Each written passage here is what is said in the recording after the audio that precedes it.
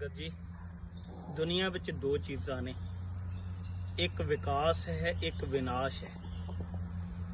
UK की धरती उत्ते आके सानू ये समझ लगे भी यूके वाले विकास वाले पासे जा रहे हैं अपनी कुदरत नूं संभाल के, पर पंजाब की धरती उत्ते रुखां नूं कट्टिया जा रहा है, दरख्त वड्डे जा रहे हैं, पानी का पद्धर नीवा हो रहा है, विनाश वाले पासे चल रहे हैं।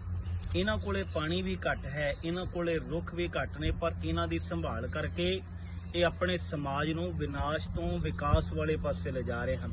लोड़ है सानू सुचेत होने की अपने पक्ष तो कि असी किधर जा रहे हैं। अज भी जे असी अपने पंजाब नूं हरिया भरिया करके रुख लगावांगे तो उत्थे आउण वाले समय विच ऑक्सीजन की कमी नहीं आएगी, बदल आउणगे पानी की कमी नहीं आएगी। सो सानू लोड़ है संभाल करन दी, विकास वाले पासे ले जाण दी। वाहिगुरू जी का खालसा, वाहिगुरू जी की फतेह।